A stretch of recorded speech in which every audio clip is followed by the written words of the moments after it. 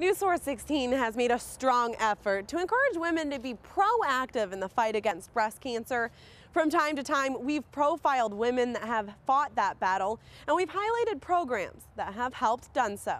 Some of those programs are right here at the Willamette Valley Cancer Institute. You can hear about the preventative measures, and you can hear about the women that have overcome the struggle to survive.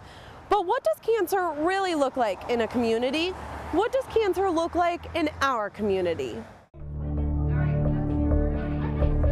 Everyone's nursing and found a lump in her breast. I'm gonna go to my treatment, okay? Bye.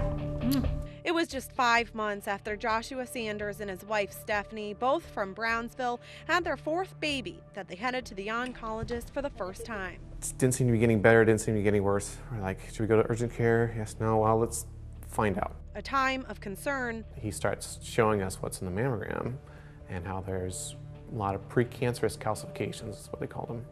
And he's like, we don't get people wound up here for no reason. I am 95% sure this is cancer.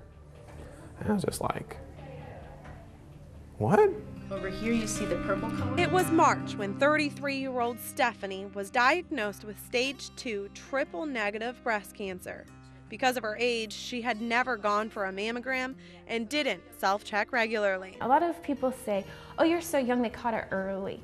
You're only stage 2, means early. Well, with my type of breast cancer and the fact that it's spread to my lymph nodes, and my age, 1 in 3 women will still die. It starts a whirlwind. All right, what comes first? Do you do radiation first? Do you do chemo first? Do you do surgery first? They're like, surgery first. How much do you want to take? We want to take it all. Believing in a team of doctors at the Willamette Valley Cancer Institute, Stephanie underwent a mastectomy. Doctors took her breast and a 9-centimeter tumor. They later removed 2 lymph nodes that tested positive for cancer. Wow, I have cancer. I tell myself, like, I have cancer. I can't believe, even having lost my breast. Like, this is so unreal. But reality set in, mostly for Joshua. What is it going to look like? My wife suddenly got 1 and not 2. What, am I going to be okay with that? And dealing with it, and yeah, actually I am okay with that.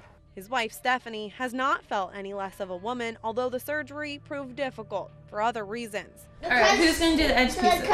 I had to figure out how to wean my baby, and that wasn't just a logistical nightmare because I had no idea what to do, but it was more emotionally devastating than the breast cancer diagnosis at that point, because it was a relationship with my daughter, not just a way of feeding her, and I just grieved intensely for that. Who wants to read? Me! You want to read? A mother had to figure out how to be a mom and a breast cancer patient. For 6 weeks, I wasn't supposed to pick up my baby. And so it felt like a sentence, not just of cancer, but of like, you can no longer be the mother to your infant.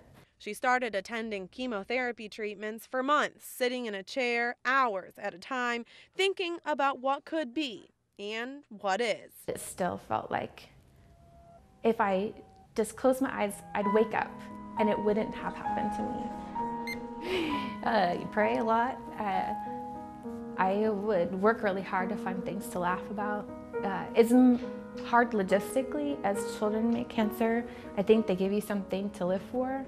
Living through chemo became a new goal. She felt the nausea take over and experienced canker sores in her mouth, down her throat, in her stomach, and intestines. Mixing the chemo on site, WVCI says they've made an effort to provide utmost comfort.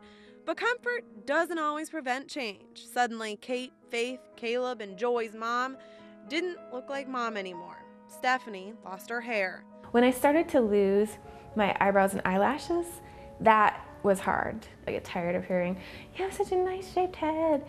Like it's supposed to make having no hair easier. But beauty is in the eyes of the beholder and Stephanie's husband. She's found ways that she can feel beautiful through that, in her appearance, in the ways that she presents herself, in the way that she speaks to other survivors. Her appearance a little bare, but Joshua sees Stephanie better than ever.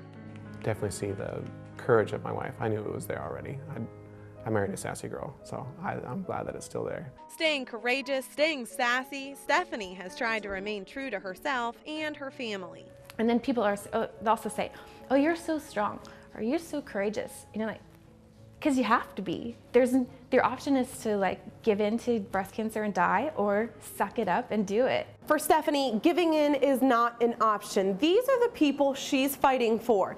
It is moments when they are together that she sees herself surviving this. So now, step 3, she heads to radiation. And it'll take me about 30 minutes to get you set up today. We're going to be putting some marks on. It was in 3 of the 4 quadrants of your breast. So we don't know if one of those little cells might have taken an exit path straight up to this part right above your collarbone. In radiation, doctors personalize every bit of treatment to Stephanie's anatomy. The table is raised in centimeters to match the tattoos they placed on Stephanie of where the radiation needs to go. And these little radiopaque catheters are to mark out the borders for the upper part of your field. Stephanie, come on back. A 15-minute process, fairly easy for everyone except Stephanie. She's extremely fatigued. Driving from Brownsville to Eugene every day, she's spending hundreds in gas and hours coordinating babysitters. Stephanie and her husband are doing the best they can with what they've been given. I get to the end of the day, I'll make sure all the kids are in bed by 6:30, 7 o'clock, so we've got 2 hours every night. Every night. Even in those hours, fear remains. Because breast cancer can go systemic, that I will have to deal with, oh my gosh, I banged my arm and but I don't remember, and have an unexplained bruise. Is it gone to my bones? Like, I'll think about that every time I get an unexplained. I've lost the innocence of being able to just be sick with the flu, to just get a cold. The scariest part for me is coming at it from 2 different angles. One is leaving my husband with 4 small children to single parent, and the other is that my children wouldn't, like if I died, wouldn't grow up without a mom. All right, nice time, guys. Sick or not, her children continue to grow every day. But Stephanie and her husband do as well. I at least want to find as much joy in my life as possible, regardless of how long I get to live. You wake up in the morning and especially aware, I have cancer. I'm fighting for my life. This sucks. We're doing this together. It's not a fight, but actually, you know, we're together and the issue's over here. But we're standing here and we're together. We don't want to just survive this. We want to live through this.